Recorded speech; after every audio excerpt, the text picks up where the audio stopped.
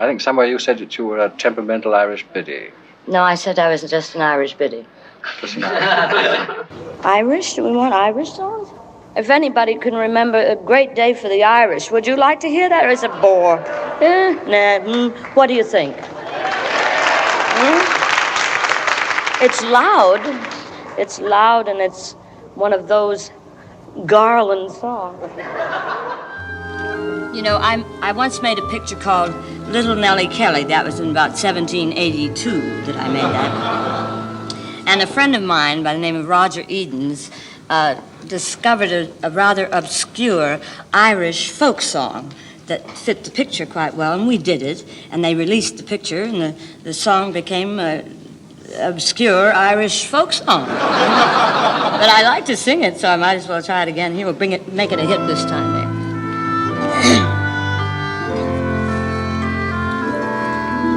'Twas on a bright morning in summer when I first heard his voice speaking low, as he said to a colleen beside him, "Who's that pretty girl milking her cow?"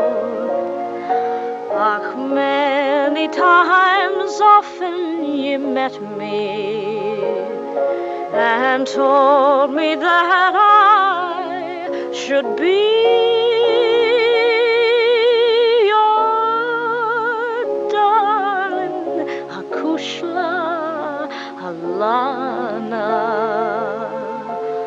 Mahavorni Nasulish Macree.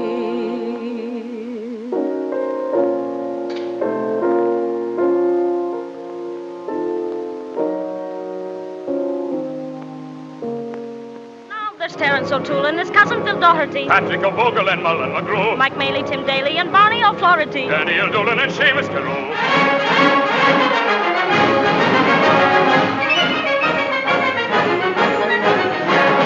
Conleys and Donnellys and Patrick O'Bannigan, Ryans, O'Briens, McLaughlins and Lynch, McLawns and McFaddens and Mr. Pat Flanagan, Hogans and Gogans, McPhersons and Finch.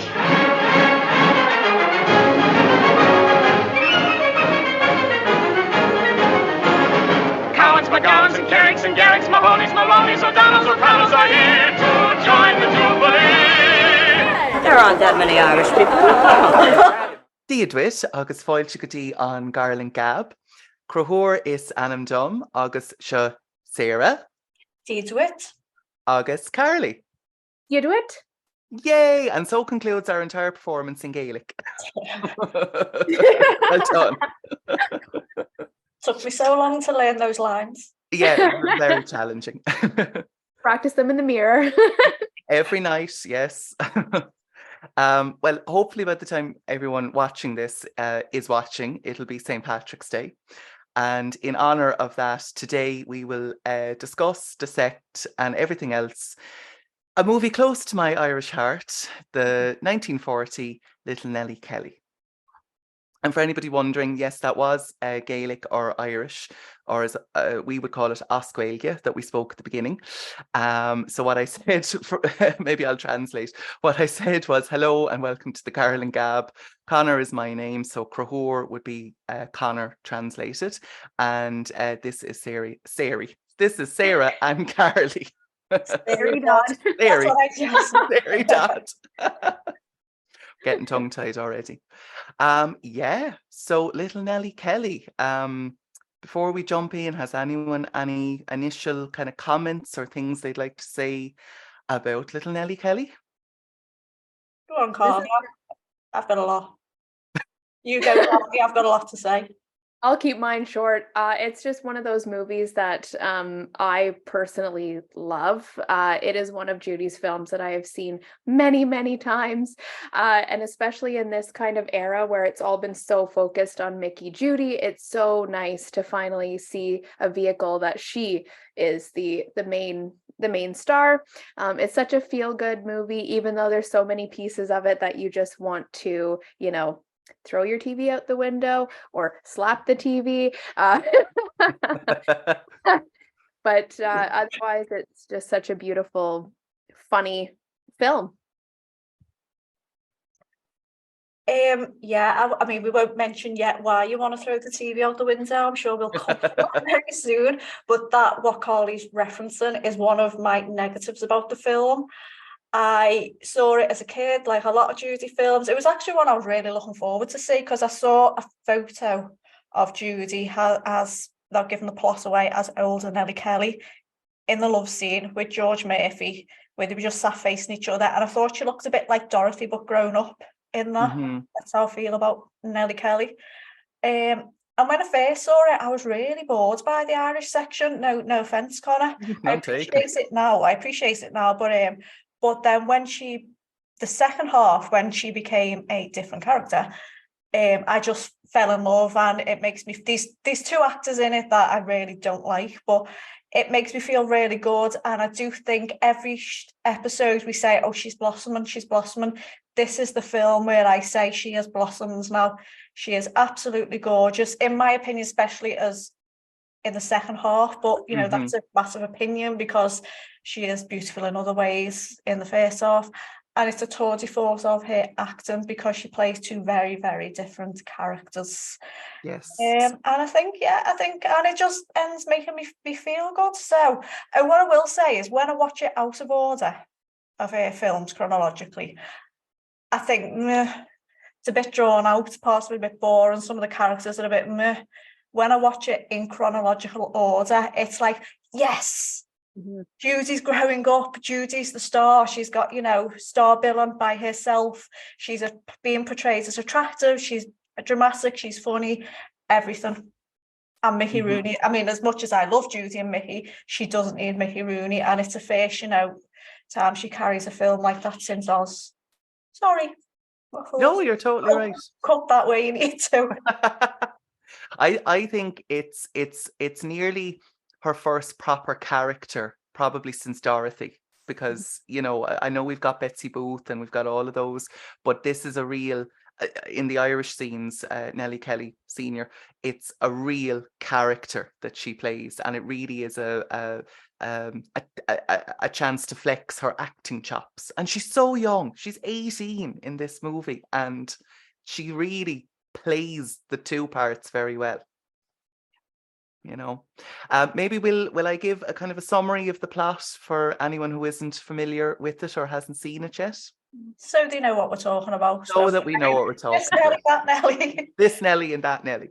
Little Nellie Kelly is the story of Irish Colleen, which is girl, Nellie Kelly, who is living in Ireland with her dad, Michael Noonan, and she decides to marry Jerry Kelly, and they emigrate to New York. And Nellie passes away shortly after giving birth to their daughter. And we'll come to that. It's literally, I cry every single time. It's one of the most heartbreaking things she's ever put on film. We jump forward in time then to the daughter, also named Nelly, so Little Nellie Kelly, who is now almost the same age as her mum was.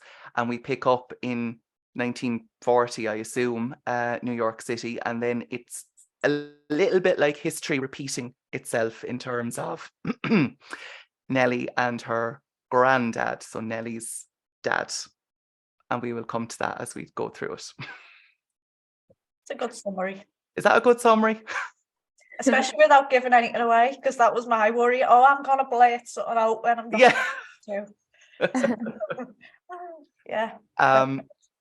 I was telling Carly and Sarah that I thought I might just set the scene a little bit with a small bit of Irish history here, because it deals with emigration from Ireland. And we were talking about this as well. We think the Irish scenes are set in and around 1922, 1923, maybe 1924, because in the movie we celebrate little Nellie's birthday in the present day, and she turned 17, so we've gone back 17 years from 1940, so we think we're roughly around 1923. So I suppose from about the I'm not going to go the whole way back, because Ireland is ancient. It literally, like the earliest evidence of humans in Ireland is like 10,000 BC.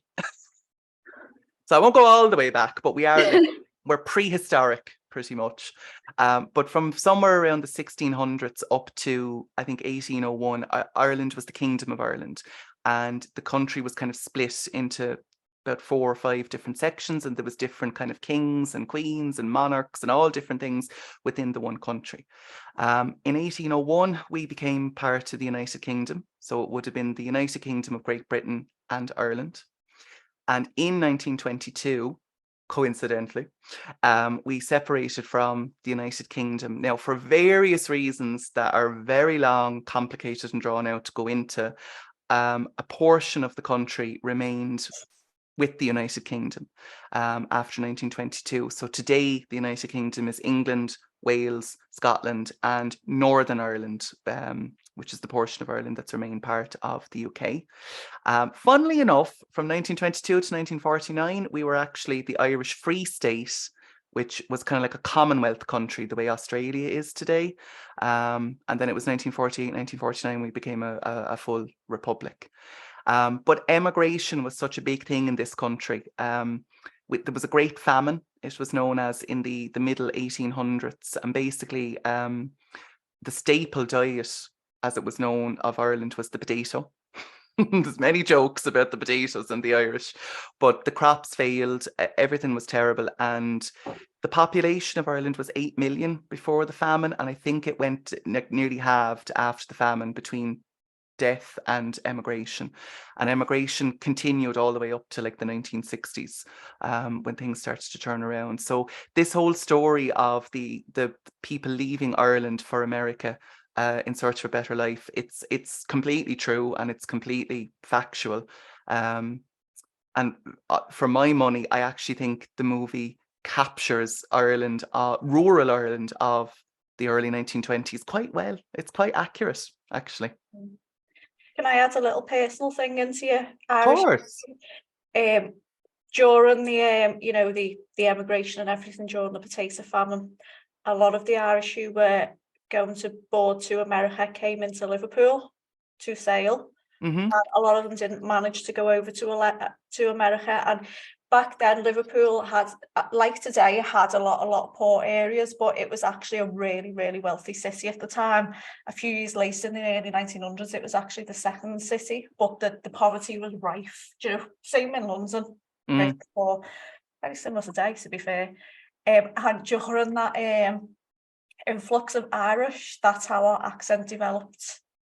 It's mainly influenced by Irish, bit of Welsh, bit of Scottish, but mainly Irish. So I just wanted to add that because I felt quite a little personal touch as you were talking about that. Yeah.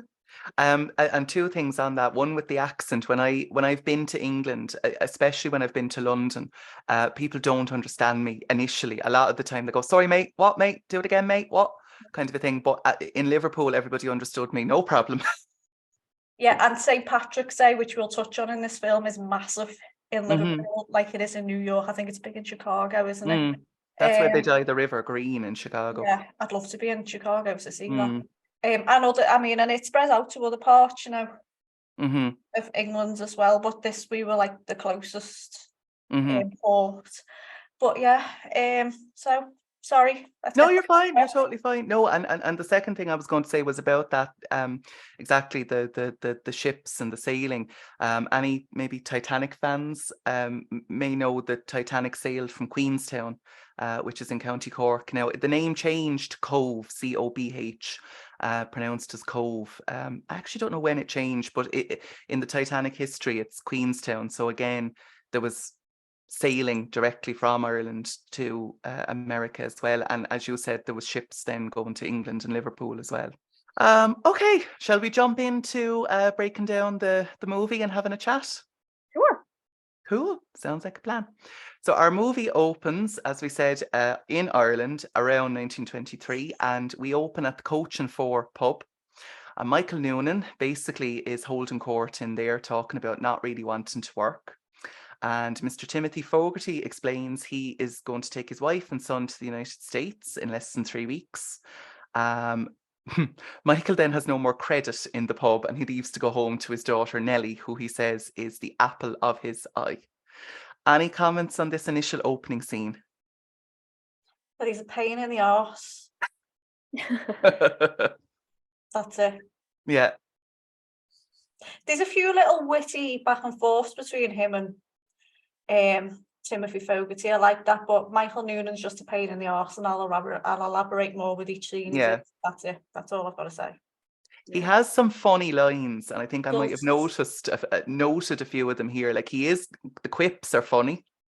There's one funny line later on, when Little Nellie Kelly tries to get him to work. There's a funny line then, but yeah, he does have a few, but no, he's my nothing to do with the time as well, when they say men got away with it a bit more and women were more suppressed. Yeah, that's true. But Michael Noonan is an abusive, arrogant, gaslighting narcissist control freak, in my opinion. Anyone else? He's the one that makes me want to throw my TV out the window. And I believe Judy and George Murphy wanted a test with Barry Fitzgerald. Mm-hmm. It's quite a famous Irish actor back then.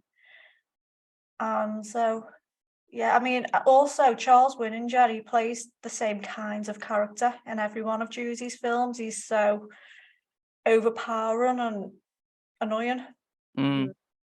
Like, I think my thought on it is, I understand his character is meant to be kind of the conflict of the story, because almost without him there isn't a story in a way, and he does love Nelly, his daughter, and Nelly, his granddaughter, clearly, but it is very manipulative the way he's portrayed, and the way, it's almost like he loves them as long as they do what he wants. It's very emotionally abusive. He's dependent on them as well. Yeah, he is. Yeah. I believe his character was actually softened. Other versions of the script, when we get to the childbirth scene, remind me something out that was supposed to happen in the script there. I don't want to put it in here, but yeah, they actually softened his character, and after some previews they had to soften him again. Wow, I didn't know that. Remind me not to forget to mention the birth scene. Birth scene. Okay. I probably should have said earlier on as well that the movie Little Nellie Kelly is based on a 1922 George M. Cohen stage play, which actually, if you look up the summary of that play, it's quite different. I think literally the characters' names is about it that's similar between that play and this movie. I think they only kept one song as well, didn't they? The Nellie Kelly I Love You song, I think. Yeah, I do wonder, because I mentioned to you guys about the trailer. In the trailer, you only see clips of Judy in the second half of the film, and she's very much like the Judy we're used to. And I do think MGM were testing the boundaries a little bit with her in this role. I know some of the preview cards, some people weren't ready for us to grow up, but us now in this day and age, 18 people did, when people were 18 back then, they got married and had kids, not like now. So in my opinion, she was ready for this kind of role, but I do think it was probably adapted it for Judy. Definitely.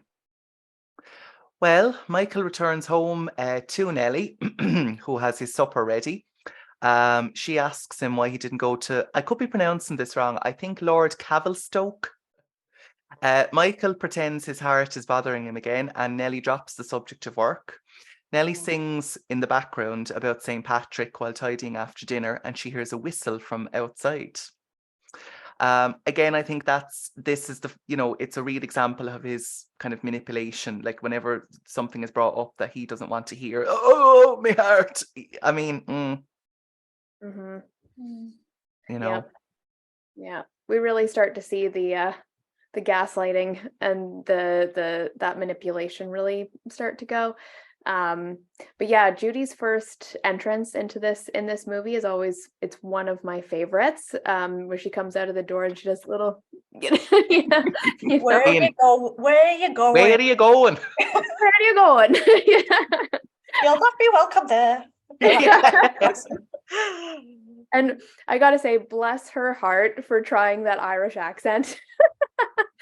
There are some parts of the movie where she gets it down pat, but she really has trouble staying in the Irish accent. Her American one comes out quite frequently in her sentences. But it's very sweet. And Sarah, you were talking about how in the trailer they were really only portraying, little Nellie Kelly. It is quite well, not really for us because we have seen her films out of chronological order as our first viewing, but it would be quite jarring for an audience that is so used to Judy playing a Dorothy, playing a Betsy Booth, to then see this very grown up woman, taking care of the house, cooking dinner. She's got really long hair, like she's very, very much grown up, and she's not playing that, that bubbly, character. It's really quite it's different, very, very different. Mm-hmm. Yeah, sorry, go on, Connor. No, go on. Are you sure? Hmm? One thing I noticed as well, and this is the difference between this character and the character later on, is this one is, as you said, so different. She's so calm and laid back and mature. She's soft, and it's a complete contrast to the character later on. So even though she's playing mother and daughter, and they've got similarities, like they both love the parents and the charming. They've got completely different personalities, probably brought on by their environment, because obviously little Nellie Kelly grows up in New York. But yeah, bless her, the accents, for such a good actress, and acting apart from the accent in this is top notch. Yeah, it's the best since Wizard of Oz. And she mentioned her dad's Irish charm many a time, and yeah, she I don't know whether she was coached well enough, because she managed to get the German accent in Judgment at Nuremberg pretty solid. Pretty sure she could do accents, because I've heard her do a few, but yeah, I don't know what's going on, unless it was just the nervousness of playing, a face growing up. I will say, like, the Irish accent, first of all, there's no one Irish accent, same way as there's no one English accent or Canadian accent or American accent. There's all different, permutations of it. But it's notoriously difficult for anyone that's not Irish to get their mouth nearly around it. It is one of the most difficult accents to actually do. But I will say that to my ears, Judy, out of her, George Murphy and Charles Winninger, Judy's is the one that's the most natural, and not the other two are a little bit too kind of leprechaun-y sort of put on, whereas Judy's is the most natural. Even though you're right, Carly, it does kind of come and go a little bit. There's a few words that she says that come out a bit more American. Like I was told before by an acting coach, like with the Irish accent, it's the T. We have a soft T. So like if I was to say start, tart. See the way, like, it's not start. That difference is there. So it's hard. Like when I hear them say daughter, they kind of go daughter, and they're almost overdoing it. So, I think that's how a lot of people mimic the Irish accent, overdoing it. So my accent is part Irish, and I can't do the Irish accent. So that's like how hard. It's interesting you say that though, because David Shipman, in his biography, said, Judy's was unsure, but George Murphy's and Charles Winninger's accents were spot on. But he's English from London, so what does he know? Yeah, to mind him, them Englishmen. Yeah, George Murphy's accent I felt was even worse. Like his just felt very put on, very, very, and maybe it's the way he holds his mouth. He always kind of. Yeah. Like, I don't know. So as it turns out, the whistle that we hear is from the very dashing Jerry Kelly. And in our next scene, Nelly and Jerry are walking at night. Jerry talks about wanting to leave Ireland from America. Nelly explains that there's a certain kind of longing in us Irish for the beauty and glory of Ireland. Jerry proposes to Nelly, but she's reluctant to leave Ireland. Jerry assures her it would be some time before they left yet, and Nelly allows Jerry to kiss her as they intend to marry. You may kiss me, Jerry Kelly. Nelly's afraid her dad won't like them getting married, but she does agree to go to America with Jerry. And we get our first small Judy Garland number of the movie, which is A Pretty Girl Milking Her Cow. Thoughts and comments? This is her very first real love scene, right? Yeah. Yeah. It's a first proper screen kiss. It's not quite the screen kiss she does with Gene Kelly. No. In My Hall. But this is a first, yeah. A first proper one that's not just a peck from Mickey Rooney, basically. Right. I think it's very sweet. It's just a very, very sweet love scene. I don't really ship Judy and George Murphy. Like, I don't really see it. He's quite a bit older than her too, right? 20 years. How many? 20 years. 20 years. He's Whoa. 38, is he, in this? I looked it up, yeah. Jesus. Jerry Kelly's robbing the cradle. Wow, okay. So there's not, I don't feel like there's a whole lot of chemistry there, at least on Judy's side. Sarah, you mentioned that you feel like George looks at her a certain way and truly, It's not so much a romantic way. Obviously, I know in this, and in For Me and My Gal, his character is supposed to be in love with her. I think George was obviously a lot older than her, and he was happily married. I believe he'd been married a long time.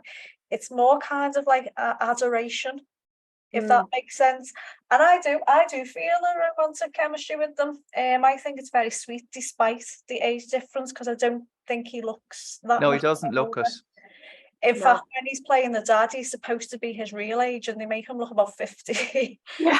The grey in the hair. Yeah. The only thing I will say is, if you look very closely, I don't know whether it was nerves, after their kiss, when they separate, there's a little bit of saliva coming from. Oh, I didn't see that. Sarah, you pointed that out a long time ago, and ever since then, I can't unsee it. I know Judy mentioned being uncomfortable with the scene and saying she can sing, she can do anything. And she said afterwards she couldn't look at George Murphy in the eye. And he used to joke saying, I feel like a man in Tennessee with his child bride. But I think she has more romantic chemistry with him than Douglas MacPhail later. Oh, yeah. Oh, absolutely. Yeah. God, we'll get Douglas. Yeah. Douglas MacPhail is like a Ken doll. Like there's nothing underneath. Like he's just. He still walks like he shits himself as well.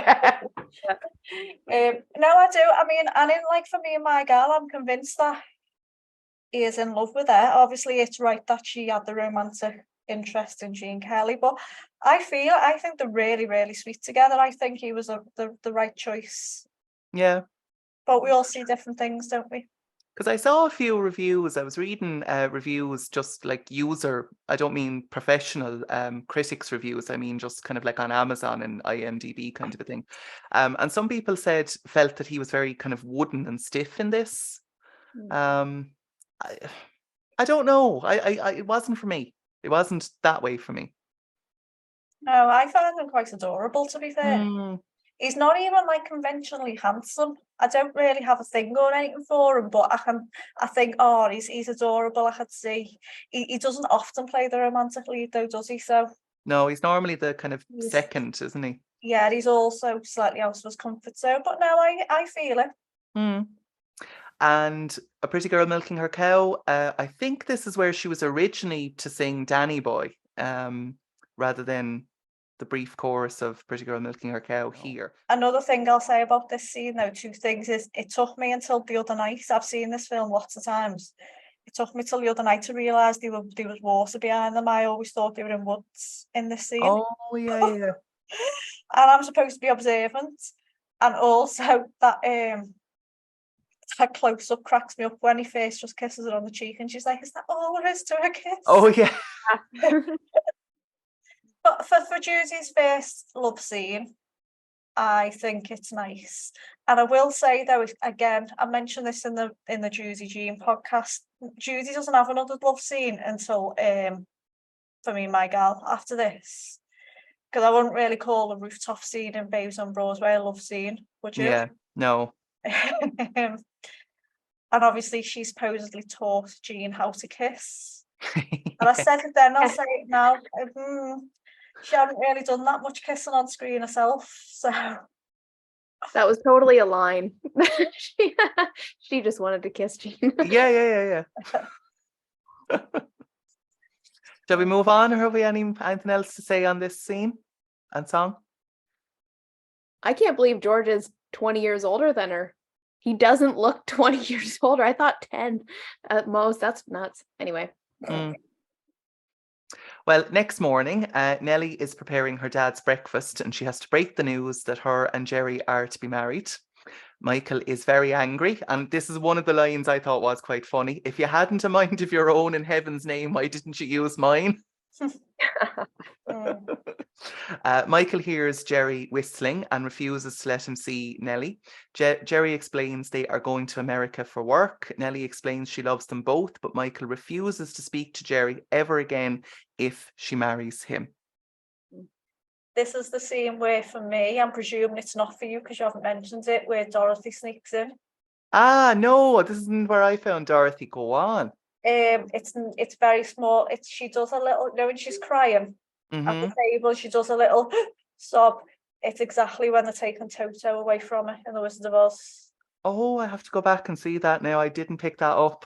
And when she says, "Father, please," I should know this because I have seen The Wizard of Oz a million times. I feel like that's like something The Wizard of Oz, but I can't place it unless I'm thinking of another film. I noticed that too when she says the please. It very much sounds like something else, and I couldn't place it either. I think you might be right though. I think it is Wizard of Oz somewhere, but I don't know. I found that this film, she was Dorothy all the way through. There were so many times where she peeked through, and I was watching it, rewatching it in bed. And James was with me, and he looked over and he's like, "Oh, is that Wizard of Oz too?" Because I think she wears a gingham dress once or twice, and she's got her hair all those style different. As Nellie Kelly, old Nellie Kelly, she is like Dorothy grown up to me. Yeah. Very much. I probably should tell my little story that I saw Little Nellie Kelly, well, some of it when I was very little, and didn't realise it was actually Judy I was watching. It was a Saturday or Sunday morning. I put on the TV, I was flicking through the channels, and Nellie Kelly was obviously on. And my little child's mind said, "Oh, that lady looks like Dorothy." And I watched some of it without actually ever realising it really was. And it must have been these Irish scenes I saw because of the gingham and maybe the bow in the hair or whatever. Yeah. We were talking as well, Sarah, about because you were saying the costumes are almost 1900s rather than kind of 1920s. Yeah, like early 1900s. Yeah. I think that's fairly accurate for the time. Again, they're obviously in rural Ireland because of the cottage and all of that. And in those times, it would have been function over fashion. And I'd say it was much so far behind the actual fashions of the time. Michael Noonan's just an absolute nightmare. Yeah. This is gaslighting at its finest. "Oh, Jerry Kelly's a darling man." And then within, 10 seconds, I never liked he's horrible. It's and again, like, I know parents have trouble letting their babies go, but when they do go, they want them to find someone who's going to make them happy, someone respectable. As she says in the film herself, she couldn't have found a better husband. Yeah. So he's obviously, Jerry Kelly hits the nail on the head when he says, if she leaves, you're going to have to turn your lazy hands to the house yourself. And then because he mentions how he loved her mum, I think I might be jumping ahead just a little bit after this, but I do wonder, he goes on about how he always thought of her, never himself with her mum. I don't believe that. I reckon he's probably controlling to the mum as well. Oh, absolutely. Oh, That 100%. controlling to your daughter, you're gonna be that much more to Yeah. your wife. Or it could, like, that's probably where this whole being so overly, you know, selfish with her daughter came from, is because now he doesn't have a wife to take care of him. Now the only woman that he's got to take care of him is his daughter. Yeah. Mm. And he says, I never thought of myself. Your mother always came first. People who are really quite selfless don't really say that. They just do it. Yeah. Back at the Coach and Four pub, which is a bit of a theme with Michael throughout this movie, Michael is boasting about being the king of his home. I assume it's Mr. Moriarty because he just calls him Moriarty, but Moriarty. But he rushes in to tell Michael that Father Malone has married Nelly and Jerry. Michael goes to visit Father Malone, who confirms he has married them because they received special permission from the bishop. This is a very short scene. I assume we'll just go on into the next one and do it all in one go. So back home, Jerry and Nelly meet Michael, and he asks Nelly to tell the man she married to leave them alone. Jerry attempts to make peace with Michael, but he refuses to ever speak to Jerry again. Michael says he isn't angry with Nelly, as Jerry is the one who should have known better. Michael does give Nelly some money he had hidden from his inheritance from her mum, £60. And as we said, that was his inheritance after Nelly's mother passed away. And then he has this comment here when he goes, "I'll never forget her the day I had her insured." And I'm just like, oh, good God. Cringy. Yeah. Thoughts and opinions? I think I said them before. Jumped ahead. That's all right. But That's yeah. fine. Yeah, it's in this scene that all that happens. I think he's showing a slightly softer side that we do find out eventually. We do have little a bit of foreshadowing throughout the film, but I think he's talking shite most of the time. Yeah. Like, again, it is fairly clear that he loves Nelly. It's just, yeah. For the historical context, I tried to find out, because he has £60 to give them, and he says that'll take them to America. I tried to find out how much passage to America from Ireland would have been in that time. The closest I could get is actually the Titanic, and the third class travel was £7 per person. So if there was two of them going, I mean, it's 10 years later, it's probably not going to be that different. Maybe it's £8 or £9. So call that maybe 14 or 18. No, 14 to £16 for two to travel. So the £60 is kind of a lot of money, I guess. I suppose it would have got them settled in a place and stuff. Yeah. Like that. Yeah. Mm-hmm. So Jerry and Nelly are on the ship bound for America. Nelly wonders what America will be like and what Jerry will do for work. He's thinking of becoming a policeman in New York. We see Nelly and Jerry watch the Statue of Liberty and suddenly hear Michael talking about how he will die in Ireland. Yeah. Michael feels proud the Statue of Liberty was a president of the United States of America from Ireland, which is very funny. And I say, the not the scene with Judy and Jerry Kelly together. The other one is that arrive and there. Mm-hmm. Like the hat that Judy's got on. Oh yeah. That pops up again, doesn't it? It does, yes. When they're getting the citizenship. Yeah. Apparently she was originally supposed to sing Rings on the Fingers on the ship.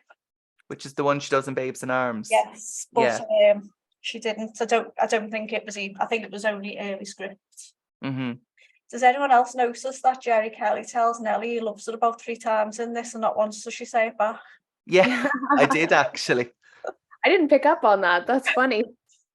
She's like that as Little Nellie Kelly too, with Bogarty. She cracks me up when I'll get to it, but she cracks me up in those scenes. Oh, it's so friend zoned. There are so many friend zones. Yeah. And we'll get to that though. And it's after seeing her chase after Mickey Rooney and him not being romantic, it's such a blessing to see her be the one that's yeah, not romantic.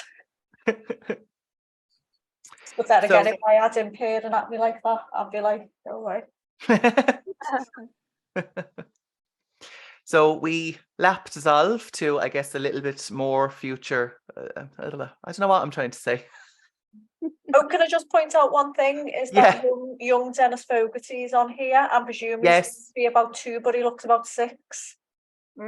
Yeah, he does. His age is important a bit later on. Yeah, because we'll talk about that. I think though, when we do talk about it, I think that's probably a little inconsistency that maybe MGM weren't really paying attention to. Probably.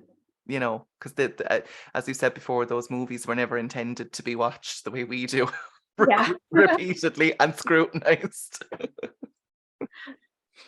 Lap dissolve, and Nelly arrives home to their apartment in New York with shopping.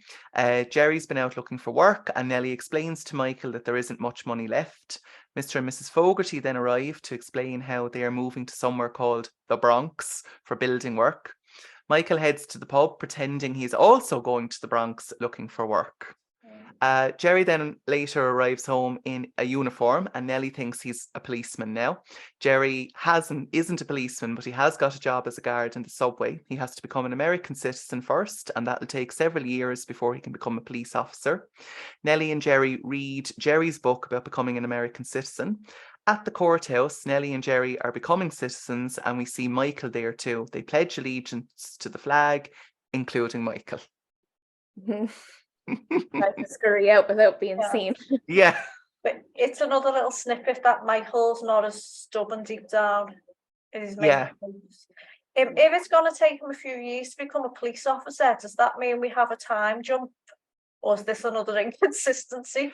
Because if we've got a time jump, again, how old is Dennis Fogarty when Little Nellie Kelly's born? Is this another inconsistency? I think it's just an inconsistency. It's just, I think it's just kind of to set up that they became American citizens. Because he becomes obviously a police officer when she's giving birth. Yeah. And obviously Dennis Fogarty's about 3 or 2 when they said it's going to take a few years. But I always, in my head, I just presume the whole scenes with Nellie Kelly are only like a few months or a year apart. Yeah. Those scenes at home are the ones where I really see the difference between Nellie Kelly and Little Nellie Kelly in the way that Judy's portraying the characters. This is where it completely looks like it's 2 totally different actresses. Even the same face, it's 2 totally different methods of acting. The way she portrays both characters, she's so soft spoken and so just mature and really portraying that dramatic role, and it's quite fun to see. I think my favorite scenes in the movie are with adult Nelly. I know it's weird, but adult Nelly, I really like the way she plays her. She And does there's a one wonderful job. Yeah, and there's one scene, it's where they're studying the book on becoming an American citizen, and the camera pans on Judy as it kind of fades out into I think it's the Declaration of Independence. And she just looks gorgeous. Yeah. Oh my God. I picked up on that shot as well. Yeah. Even though I prefer Little Nellie Kelly scenes, I did pick up on how stunning that shot of her was.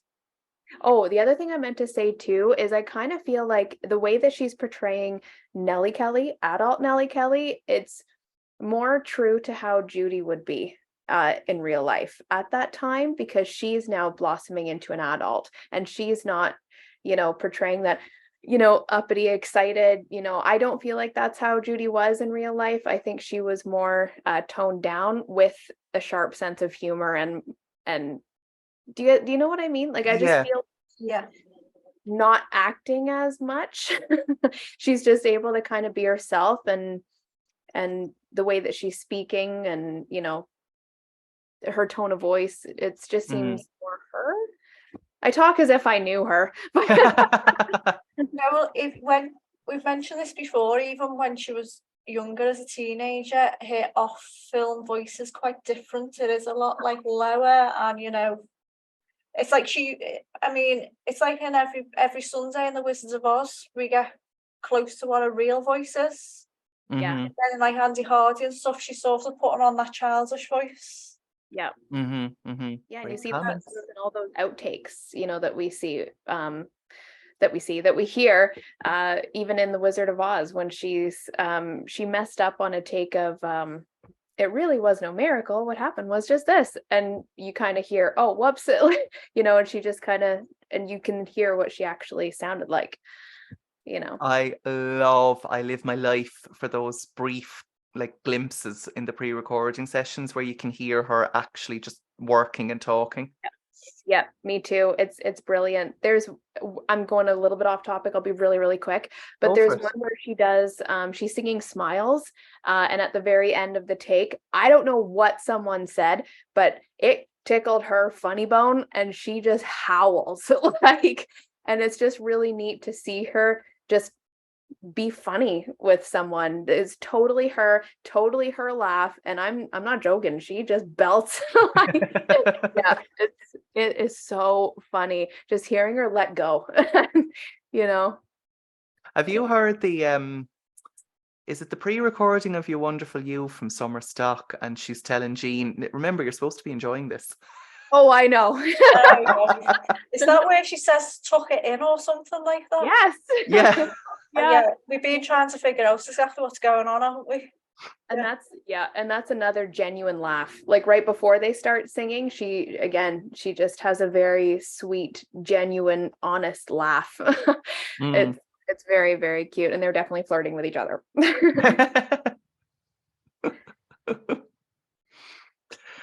Shall we move on? Mm-hmm. Okay. We next see Nelly looking a bit tired in their new apartment, and Jerry is offering to help. Jerry tells Nelly how much he loves her.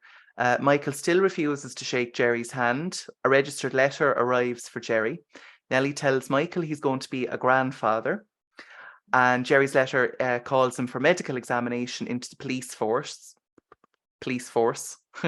We have a montage of Jerry learning how to be an officer, and Jerry is told at his inauguration ceremony that his wife has been brought to St. Catherine's Hospital. Thoughts, opinions, comments? So Judy is playing a pregnant woman. Yes. Which is a big jump. Who wants to tell the story of Louis B. Mayer? You do. Tell us. So apparently when he heard this, he went ballistic, screaming, "A baby! We can't let that baby have a baby!" God. And again, I do believe some of the preview cards did say, "Oh, Judy's grown up too fast. Don't let her play another married woman." But it's nice to see the growth. Mm-hmm. Yeah, I think so. Yeah. Is this the scene where she's having a conversation with her dad and she just goes, "Would it please you if I left him?" Yeah. Is this the scene? Okay. Yeah. I really love that. That's another one. Her delivery on that line, like you can just, she's very over it. And basically trying to throw it back in her dad's face. Like, okay, what do you want me to do here? Like, just get over it. Yeah, because she is starting to stand up to him a bit here, because she said, "Do you want me to believe that you're not half the man my husband is?" Yeah. He's like, "I'm twice the man." Yeah. Yeah, whatever. Yeah. I wondered, was it almost a little bit risque for 1940? Because essentially, she doesn't say the word pregnant. She just tells him, "You're going to be a grandfather." And he says, "Oh, I was wondering when you were going to tell me." And the implication is that obviously she's pregnant. But is that risque for the time? I'm trying to think of other films where a woman is portrayed as being with child, and I don't think there's many. I think you weren't allowed to say pregnant back then. I think that was one of the laws, the censorship rules. I could be wrong. I remember reading that at some point, but I don't know. I feel like though, if that was a big no-no, it certainly wouldn't be in an MGM film. True. Of all studios. True. But the movie wouldn't work if she wasn't pregnant. Well, So that's true. She has to have the baby at some point. Actually, I saw another few reviews that said it was a bit of a Hollywood cliche to have the same actress play mother and daughter. I was even trying to think of other movies I've seen, and I don't think I can think of anything where the same actress has played both roles. no, I So don't. it's not a cliche one little bit. No, like there's nothing jumping to my mind. Please tell us in the comments if we're missing out on something. But I actually thought it was a great idea to jump in time and have the same actress play both. Definitely. Yeah. Going back to the pregnancy thing, that is one thing though, we never actually see her pregnant.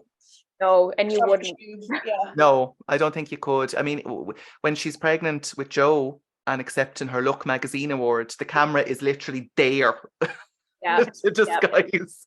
The fact that she got away with being pregnant and visibly pregnant until the clouds roll by with Liza is a mystery. Like, Yeah, you can see it. You can see the bump. I know. Yeah. I've always wanted to, like, in my little fantasy world, if I was ever somehow talking or interviewing Liza Minnelli or whatever, I literally want to hold up a screen capture of Judy until the clouds were by where you see the bump and be like, this is the first picture of Liza Minnelli. Yeah. This is a real screen debut. Yeah. Oh dear. Shall we? The inevitable is coming. Is this it? This is it. This is it. Okay. Right. Jerry arrives at the hospital and wonders if the baby is a boy or a girl. A nurse arrives to bring him to Nelly. The doctor tells Jerry he has bad news. His wife is in a serious condition and she won't pull through.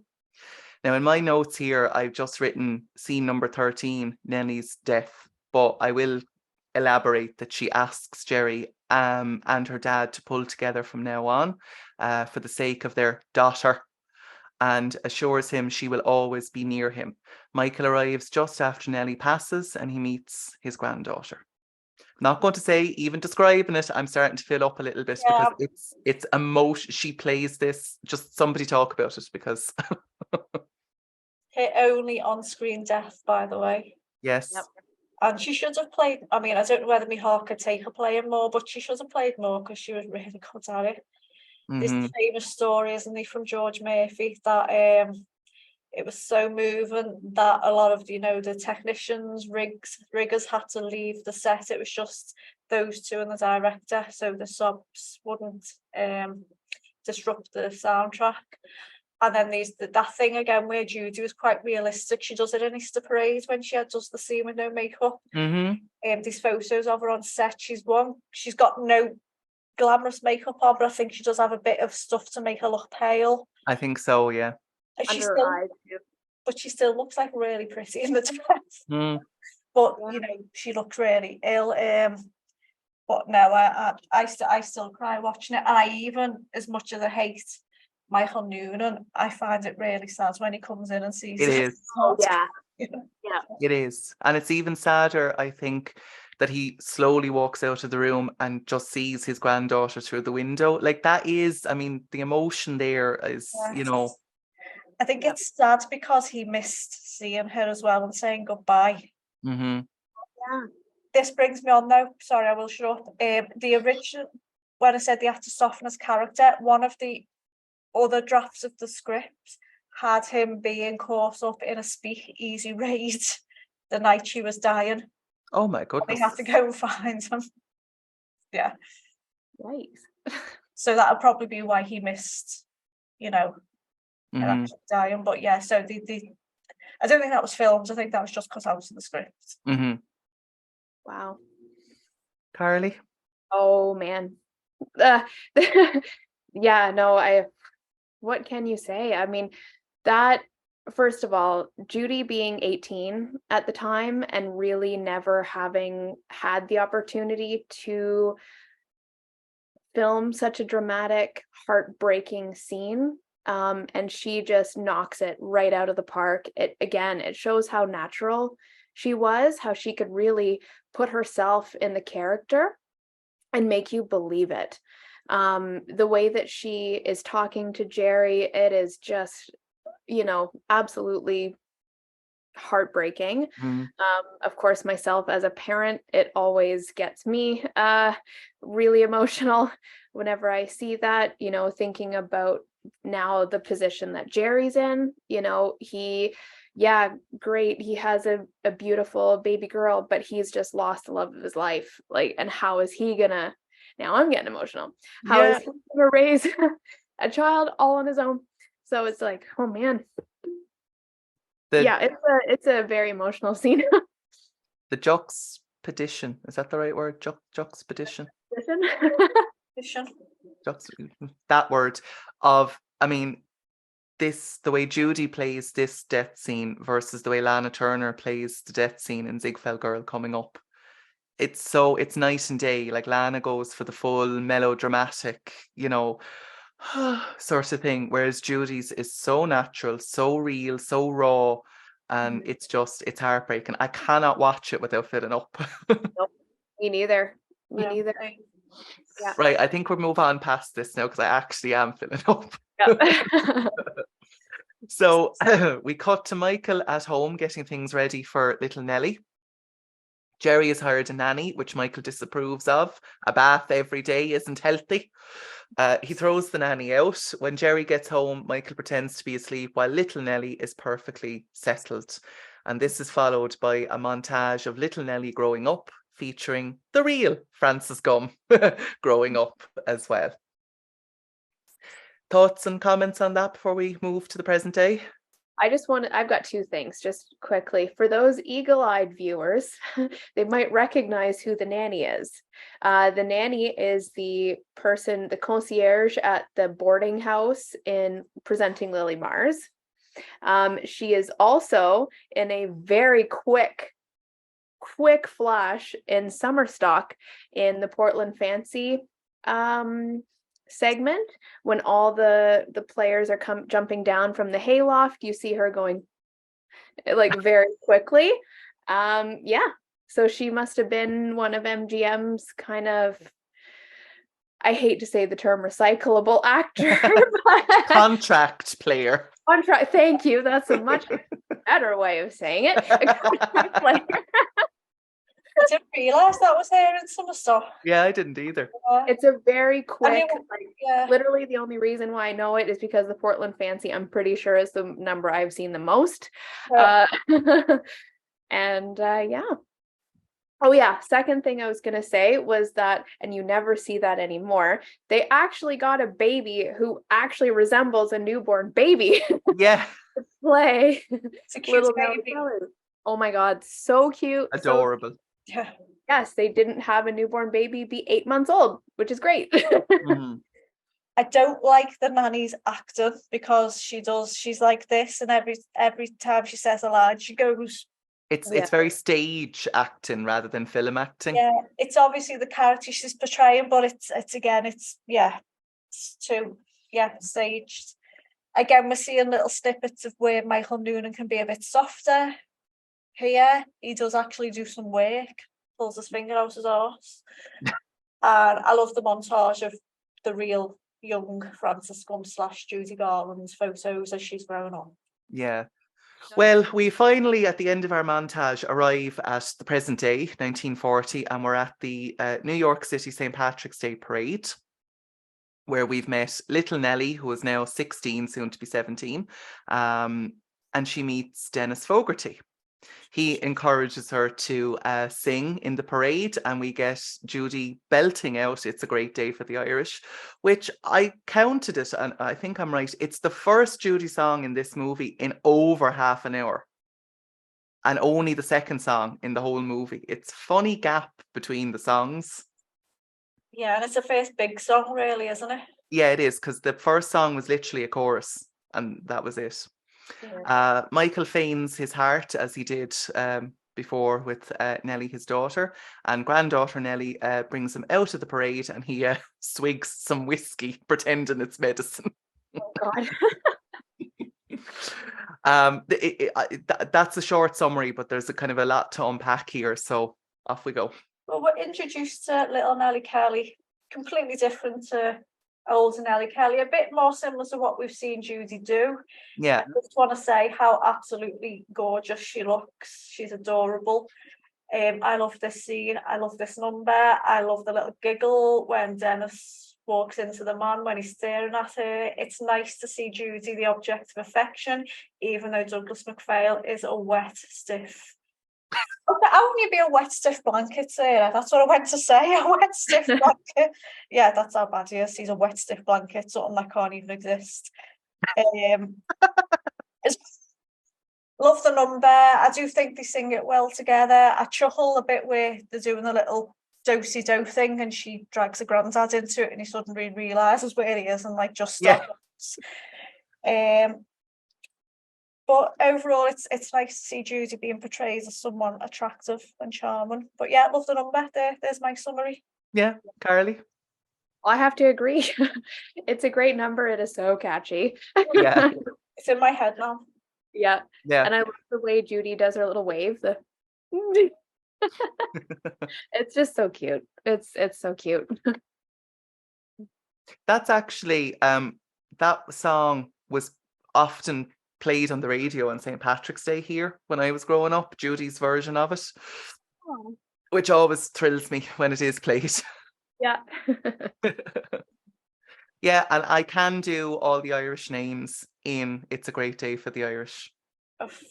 Go on. They come from Tipperary, Donegal and County Kerry, and they all are here to join the celebration. Now, there's Terence O'Toole and his cousin Phil Doherty, Patrick O'Bogle and Mullen McCrew, Mike Mady, Tim Daly and Barney O'Flaherty, Danny O'Doonell and Seamus Carew, Conleys and Donnellys and Patrick O'Bannigan, Ryans O'Briens, McLaughlins and Lynch, McLones, Midfaddens and Mr. Pat Flanagan, Hogans and Glogs, McPhersons and Finch.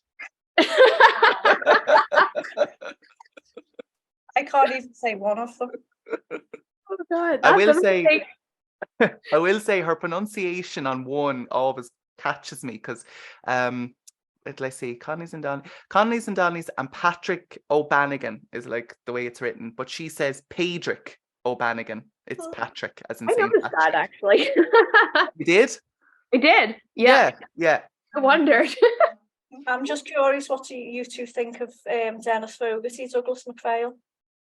Oh, well, this day and age, I feel like Little Nellie Kelly would have been the subject of a Netflix true crime documentary. He just looks so creepy. Like, he's just, ugh. He was 8 years older than Judy in real life, by the way. Just putting it out there. So Who's how old? 26. Yeah. 8 years older? Okay. He was born in 1914.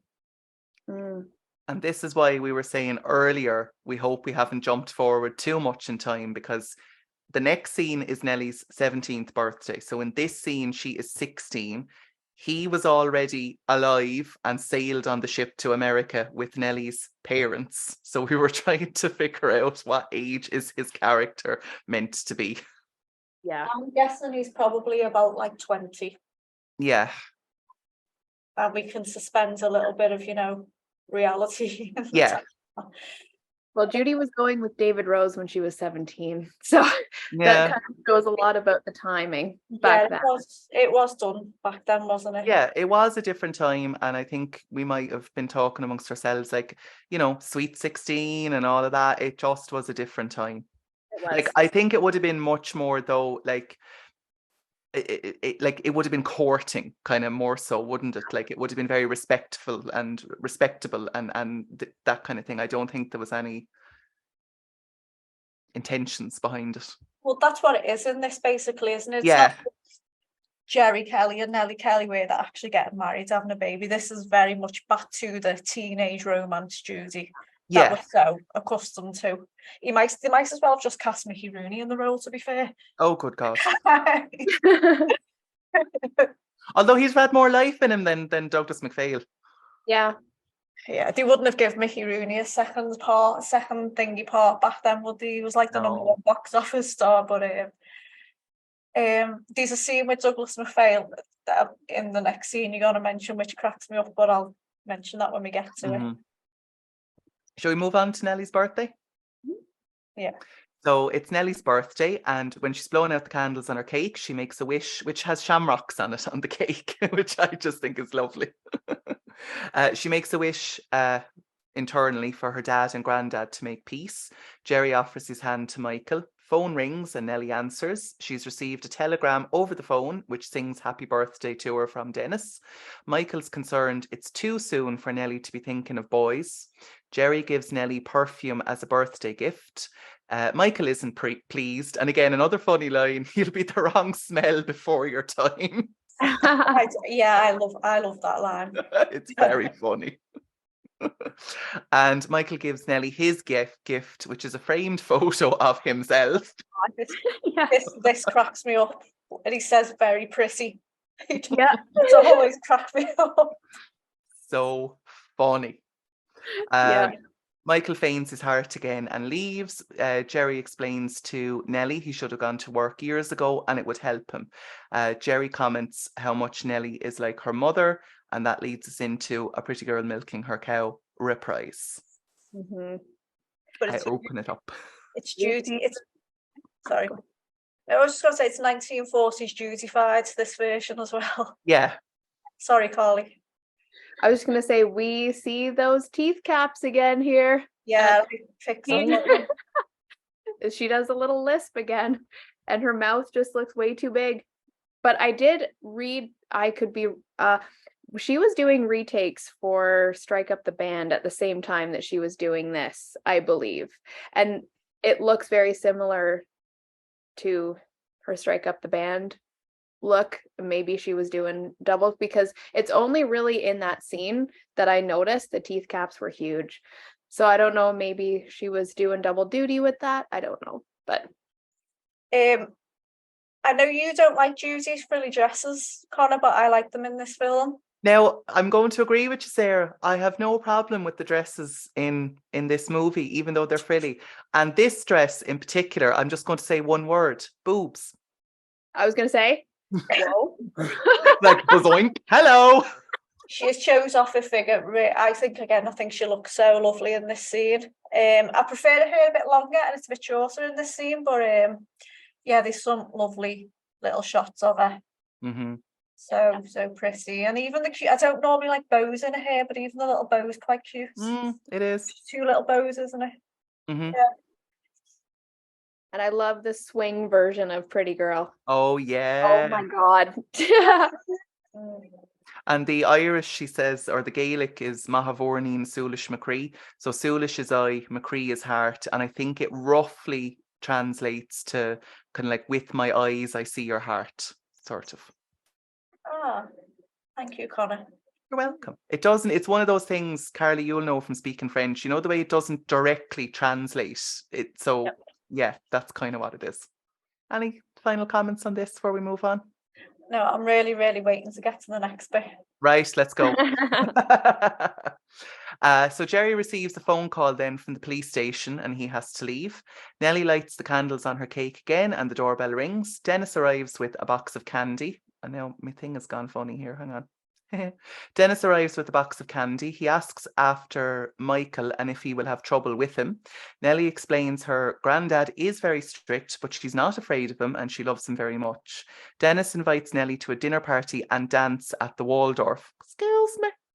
Nelly is excited and wants to go, but is afraid her granddad won't let her. Nelly thinks getting her granddad a job would help take his mind off of her and asks Dennis if his dad, Timothy Fogarty from the beginning of the movie, would give him a job, and they agree to bring granddad to the building site. So in case I haven't explained it properly, he's went to the Bronx earlier on in the movie to go to building work. He seems to have set up his own company now. Mm-hmm. Sarah? It's the scene where she goes, oh, flowers this afternoon, telegram this evening, no candy, what next? And that's just the way he goes, me? Oh. I can't. Couldn't he have got her a better love interest? I'm so sorry. Oh man, he's so forward. And I love her reaction too, just it's like you said, Carly, it's that grin. And then when she sort of gives him a little peck on the cheek as a thank you, and she's like, oh, what was you think of me? And he's like, I think you're marvellous. Oh God.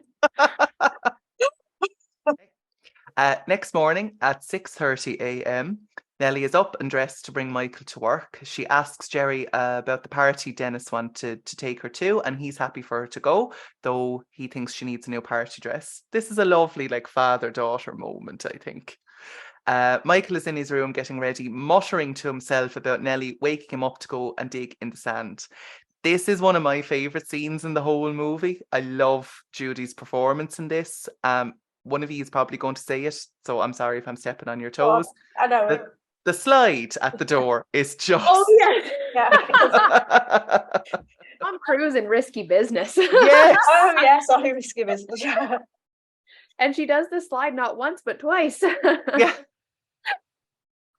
I don't know how she can do that in heels. Like, On how carpet. how does your heel not, like, come out of, like, how?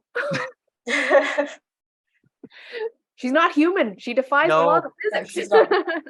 Do you know the way she says, oh, let's go and dig in the sands and have some fun, and he's like, what's she up to? Wouldn't he think, oh, maybe she's taking me to the beach? Yeah.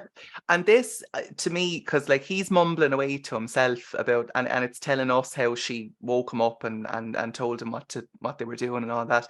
Like, to me, it still shows that despite everything, he was still willing to get up, get dressed, and do whatever she wanted to do. Mm-hmm. To be fair, you know. So Nelly and Michael take the bus to the building site and they meet Dennis.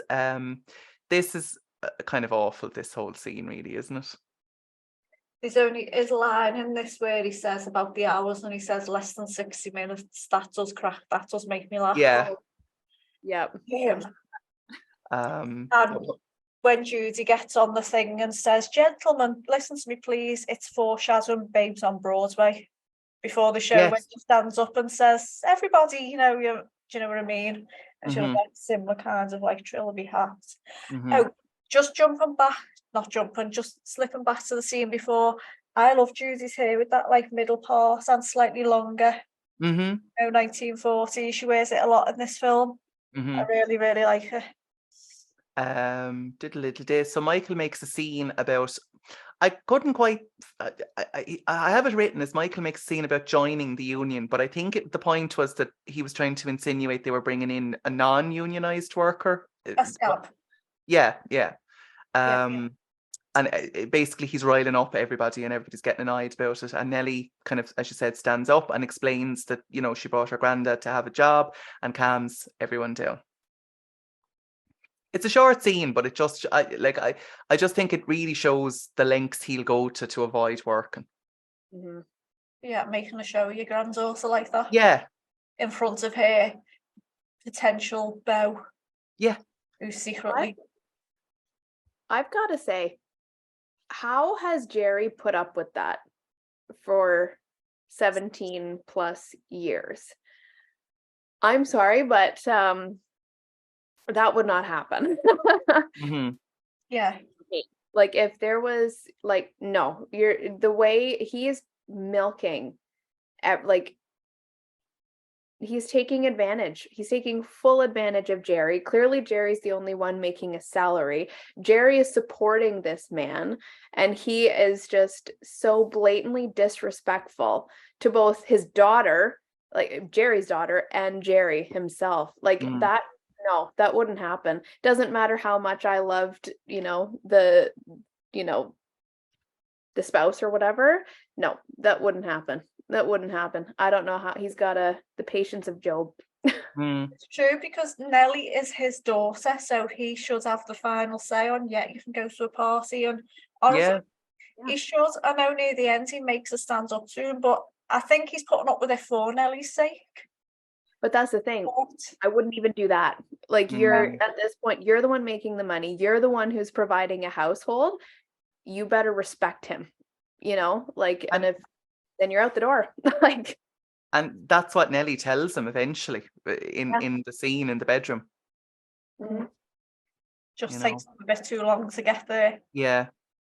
But I kind of thought, like, I suppose up to this point, like, Jerry's contribution was basically raising Nelly while Jerry was at work. Bit like a kind of a funny odd couple or something like that. Yeah. But again, he didn't even have to do that because he was willing to get a nanny. Yeah. And also, and I mean, I know he ends up looking after the baby well, but is it worth all this kind of abuse and gaslighting and just being a lazy layabout, not working? And as Carly said, he's just living. Yeah.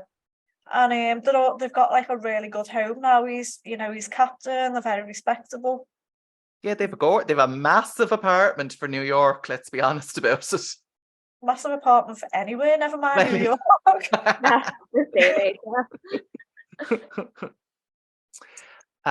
So we cut to Jerry helps Nelly and her new dress get ready for the party at the Waldorf. Nelly goes to show Michael her dress. He said, I wrote this because, again, I just thought it was picking up on Judy being portrayed as attractive. He does say she's an elegant girl. Michael threatens to leave and Nelly tells... No, she doesn't. Michael threatens to leave and Jerry tells Nelly to ignore him. Michael plays on Nelly's love for him while she tries to leave for the party, and he tells her he won't be there tomorrow if she goes out tonight. Nelly phones Dennis to say she can't go. Dennis tells his dad, and he knows, the dad, that it's down to Michael, so he tells Dennis to still go and pick up Nelly. Michael answers the door and is arrested by 2 officers. Nelly phones Jerry, who explains he knows all about the arrest and tells Nelly to go to the party, but only until midnight, as he can't keep Michael past that time. Cinderella. Yeah. I'm jumping ahead a tiny bit, but one of my favorite lines in the whole movie is when Judy says to Dennis, "It was really nice of your father to have my grandfather arrested." Oh, it's funny.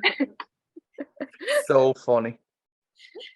This is where I feel the chemistry between Judy and George Murphy not as romantic. You know, with the father and daughter, when it's like Sarah with adoration.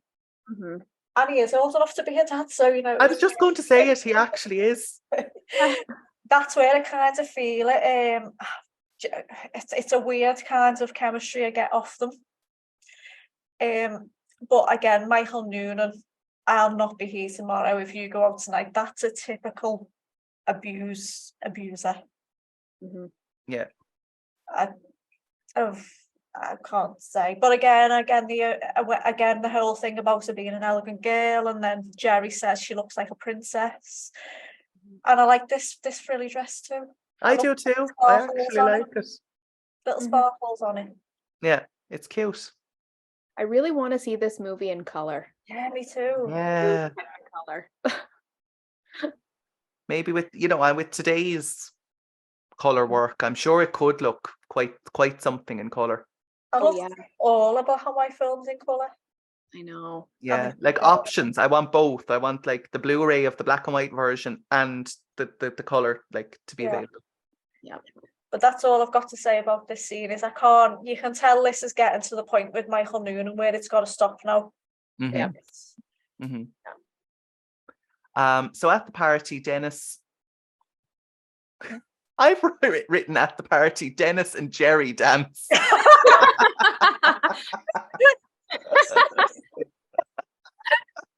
Oh my goodness. That's Sarah's cracking up. Yeah. Oh, no. Oh, God. I've got an image of them now. Yeah. I mean, in this day and age, do you know what I mean? But it's just this film and what we're saying about Dennis and stuff. Yeah. Oh my goodness me. We'll have a little moment here now. So at the party, Dennis and Nelly dance, and he wants to go sit out a dance to talk, but he actually wants to gaze at Nelly. Nelly's a bit unsure, and they go back dancing. This is where I have serious concern for Nelly's safety. It's very strange. I think she is hilarious in this scene, though. Yeah. And the one later on in the horse and carriage. Again, as I said before, we're so used to seeing like Judy trying to be romantic, strike up the band, she's singing to Mickey, and he's just like being very business. In this one, he's trying to be romantic, not really pulling it off. And she's just acting so silly. Yeah. I know him and Dennis are on the verge of romance by the end of the film. I'm not really buying that she's not attracted to him, to be fair. I don't think that's going to last. She's friend-zoned him throughout the whole movie. Like anytime that she says anything remotely romantic to her, she deflects, or she says something in the carriage, and I can't remember what it is, or right before they get in the carriage. But she says in this scene when he's saying, "Oh, we don't have to talk sometimes," just sitting and looking. I mean, I'd be a bit disturbed if I was sat with someone. But and she sits back and she just says, "I don't feel anything." Yeah. And he's like, "Forget it, Nelly. Someday you'll understand," which is again implying that he's older than her.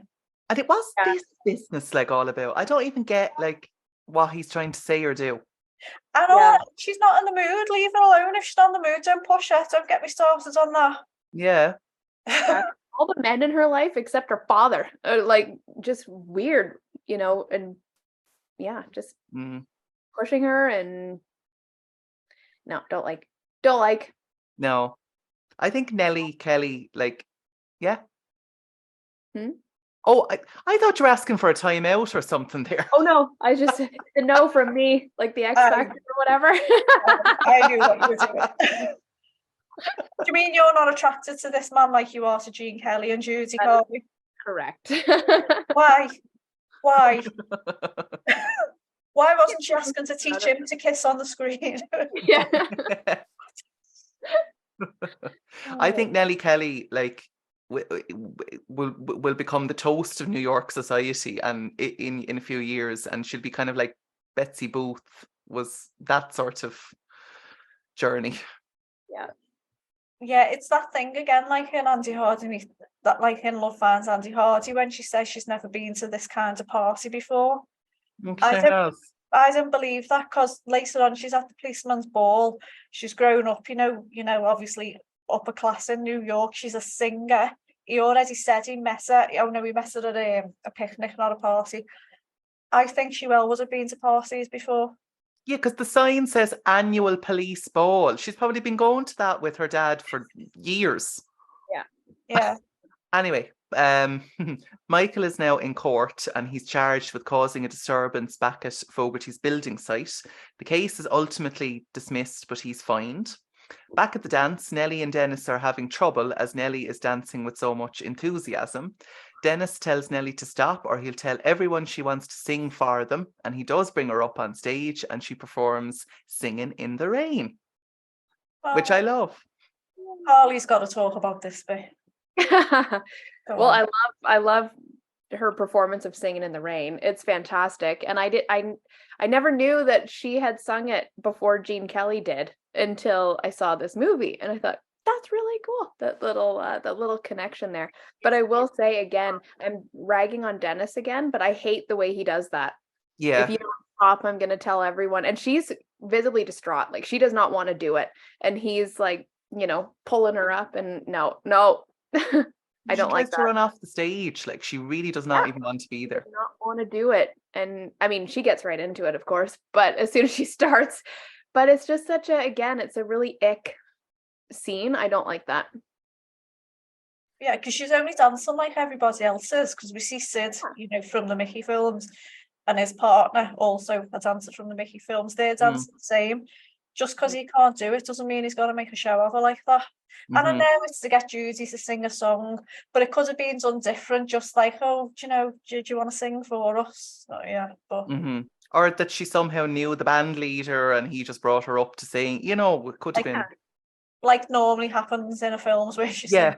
But her performance is amazing. It's another one where I hate sometimes, because obviously Little Nellie Kelly's character is quite peppy, the opposite of Nellie Kelly. And if anyone sees the whole film, they'll see that, this was nothing to do with the drugs, because you see the different sides to Nellie Kelly. I've seen people going, oh, look, you can tell she's on speed there. It's like, no, that's the character. Do you know?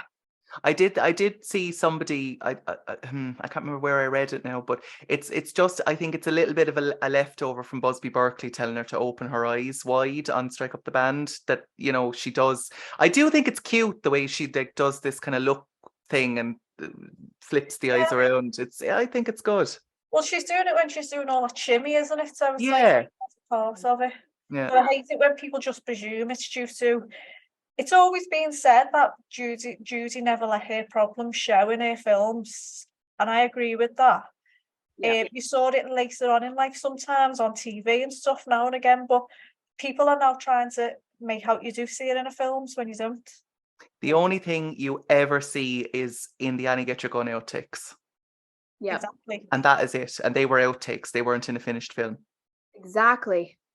Yep. And she snaps out of it, like from where the outtake sort of ends or begins to when she's filming. She completely snaps out of it. It's very reminiscent of the A Star Is Born scene and Lose That Long Face. Like as soon as it rolls, she's good. Yeah. Yeah. You know, I love this performance of Singing in the Rain. I think it's one of the best examples of early, young 1940s Judy, and it's a classic number of hers, and it fills me with joy to watch it. Judy's early 40s voice is one of my favourite voices as well. Mm-hmm. So partial to it. The funny thing I noticed in this scene, now maybe it's my imagination, I don't know, but you know the way the stage has like a few steps down off it, and when she launches into the song, she pulls up the dress and she steps down the few steps, and there's a few people sitting on the steps. Well, there's an extra sitting there, a girl, and I swear to God, as Judy passes her, she goes, Yeah, I have seen Really? it. Yeah, Yeah. I've seen it. I saw it years ago. yeah, I never noticed that. Yeah. yeah. She Put it gives in. her a dirty look. Put it in the. See if you can put a little. I will. I'll put it in. On my face, I walk down the lane with a happy refrain and singing, just singing in the rain. Oh my God. I noticed that years ago, and I totally forgot. I don't know whether she is actually giving Judy a dirty look or whether it's just accidental. But I've just remembered something I forgot. Did anyone else notice the gymnasium where Jerry becomes a police officer is the same gymnasium from Strike at the Band? Oh yes. I didn't notice that either. MGM, Wow. MGM Recycle. Obviously, probably had the two films on the go, didn't they? So. Oh yeah, sure. It's like the way the tornado from The Wizard of Oz is in a couple of other films as well.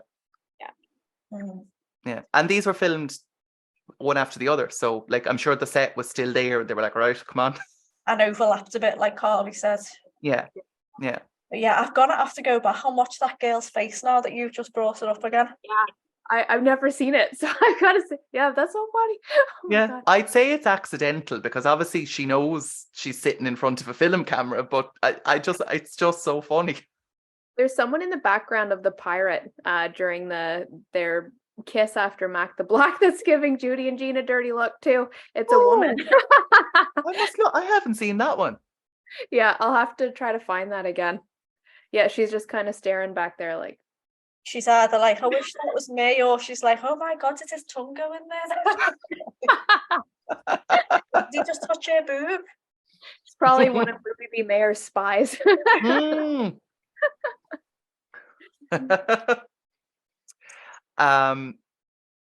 At the conclusion of Singing in the Rain, it's very funny as well when they go to start dancing again and she pretends to do the same energetic dancing. You should have made him do it again after that. Yeah. So Michael is in a jail cell and he's finally released. Turns out his fine was paid by Mr. Fogarty. Dennis and Nelly take a horse and carriage ride in Central Park. It's almost midnight and Nelly needs to get home before she turns into a pumpkin. They bump into Michael arriving home and he's very angry and wants to fight Dennis. Jerry arrives just in time to break everything up. Nelly is upset and feels she can't please her granddad. Jerry goes to have it out with Michael and asks Nelly to be on Jerry's side. Mm-hmm. The intervention. Yeah. The horse and carriage scene. It's so funny. You know the bit where they're fighting outside the thingy and Jerry Kelly comes and's like, what's going on? Oh, it's you. How did he not know that was him before? He's obviously, Nellie Kelly's there in the dress outside their apartment. He knows he causes scenes. How did he not know that was Michael Noonan until he saw his face? Yeah, I don't know. Yeah. Unless it's just like it's the night time and I don't know, because Nelly's already run in, hasn't she, by the time he comes along? Yeah. Oh yeah. Don't know. But that is funny. Michael thinks Nelly is knocking on his door. Come in, Nelly, as if she's coming to apologise. But her and Jerry come in. Jerry tells Michael he's made a holy show of himself. And I have to say, I roared out laughing when I saw this last night because I'd forgotten this was in there. And that is a pure Irish expression that my grandparents would have said. It's like, you're making a holy show of us. It's such an Irish expression. And I'm thrilled it's in there. You say it too? Yeah, we say it, you're making a show of yourself. Don't always say holy, but we say making a show of yourself, or oh my God, I've just made a show of myself. We must have got it from the Irish. Must have been, yeah. Like if my grandmother was in town with my mother and she was acting up, like that's, you'd say, stop it now, you're making a holy show of me down the town. Yeah, we say the exact same thing. Nelly tells Michael he needs to have a better reason to stay with them other than her. He leaves and Nelly blames himself. Some time passes and Nelly is checking bars and pubs for Michael. Jerry tells her he has the whole department looking for him, but to get ready for tonight, the annual police ball. This is where I spotted Dorothy. Okay, what was it? Oh, never. I'll never forgive myself. Is it that one? It's probably kind of like but it's part of the bigger thing. So Nelly's whole little speech to Michael when she's telling him all these things, and then she goes, I think that now, and there's kind of a break in her voice on the now. That little bit onwards just feels Dorothy to me. It's similar in the end when she says, but if I never really lost it to begin with. Mm-hmm. I've just got it, yeah. Yeah. It evokes that whole thing to me. Yeah. Oh. But finally, little Nellie Kelly stood up to her granddad. Mm-hmm. Even though she's still worrying about him, she stood up to him. Yep. Yeah. So we move to the only song from the stage version, which is retained, which is the Nellie Kelly I Love You whole sequence.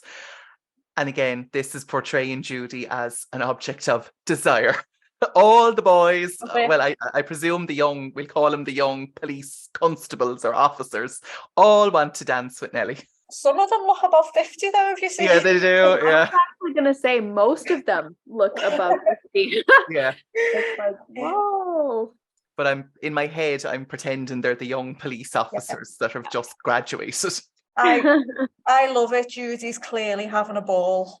Oh, fabulous. It's a bit of foreshadowing to Embraceable You, I think. Yeah. And again, the dress, I love the way she's working it because it kind of separates, doesn't it? And she's working it in that dance. It's a bit more fluffy than the others, but she's like really suited. But no, I just love the fact that all the boys want to dance with her. And, it's dead cute that she dances with her dad at the end. But yeah, love it.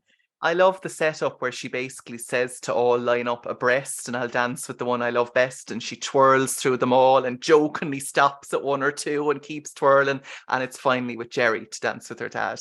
She teases Dennis, doesn't she? She's like, yeah, she does. Yeah. Our dancing in this is lovely. Very, yeah. It's ballroom. It's an actual piece of ballroom. I think they're doing a kind of a waltz. Gorgeous. Yes. Well, at the end of the dance, Jerry jokingly sort of runs away with Nelly before all the other guys can get to her, and he offers to bring her for a drive in Central Park. Nelly spots a broken pipe and realises Michael is working as a horse and carriage driver. Jerry arrives in a police car and the siren scares Michael's horse, so they chase after him. Eventually, when they catch up, Michael finally shakes Jerry's hand and they all hop in Michael's carriage to close the movie with a reprise of Nellie Kelly, I Love You. And they lived happily ever after. What do we think? Cute. Makes me laugh when they both kiss her on the cheek and the granddad goes, ooh, and shuts that over. Yeah. I shouldn't be seeing that, but honestly, one of them's a dad. So I'm pretty sure there's nothing in there that you're not supposed to see. But yeah, no, it's cute. It is a very sweet way to end the movie. Finally, Michael got what he needed. He needed Nelly and little Nelly to stand up to him, and that would have been what it would have taken to finally push him and to do the right thing. Mhm. But yeah, it's very, very sweet. And the horse, FYI, is called Fogarty. Oh, yeah. Aw. So do you think Little Nellie Kelly and Dennis Fogarty's romance is gonna last? Oh God, No. no. She's far He's too gonna good be for it. arrested for indecent exposure somewhere in a public park or something. Even in that carriage with her dad, he's still giving her that creepy smile, isn't he? Yeah. Yeah. It's just no. Final thoughts and comments on Little Nellie Kelly? It's a great movie. It's such a feel-good movie. It is another one I love to watch frequently. And yeah, you can't get much better than that. No, I agree. Sarah? I don't think it's a faultless movie. Mm-hmm. I think it has its faults, but it's enjoyable, and I much prefer it, like I said, if I watch it in chronological order. If I watch it after I've watched some of Judy's major musicals, later on, then I'm a bit like, nah. Yeah. If we're watching chronological order, it's remember the way you described Strike Up the Band, Carly, as one that you enjoy it when you watch it, but you don't have to watch it all the time. Little Nellie Kelly is like that for me. Ah, there you go. But I love seeing Judy playing a grown up and her first like proper romantic scene. Yeah. And she gets star billing as well by herself. Yeah. Yep. Yeah. Actually, what I have is this is from the Irish Times newspaper from Saturday, October 28th, 1944. And it's actually as if Nellie Kelly is being shown again, like kind of re-released here. So it's very short, but it just says the ever popular Little Nellie Kelly will be shown at the Regal, which is a cinema in Dublin, or was a cinema in Dublin, and Judy Garland and Charles Winninger will steal their way into everyone's hearts again. Oh, that's sweet. That's sweet. Yeah. It was popular here when it was released, and when she came to Dublin to perform, she did the Gaelic version of Pretty Girl Milking Her Cow. Speaking of that, the episode of the Judy Garland show makes me laugh, where she says, "Oh, it's a song called Pretty Girl Milking a Cow," in a film called Little Nellie Kelly," she says, which was made in like 1875 or whatever she said. Yeah. And she went, it was an obscure Irish folk song, and so we did it for the movie, and it became an obscure Irish folk song. And you know what? She's dead right. I actually looked up that song, and it's a very old ballad. I think it was written somewhere in the 1700s in Gaelic. So yeah, it really is. Should we do a sign off? Oh yeah. I should teach you this as well. So we'll all just do it together, like 1, 2, 3, and just slow on. Yep, sounds good. Yeah. Okay. So 1, 2, 3, slow on. Me and Carly were slightly out. That's all right.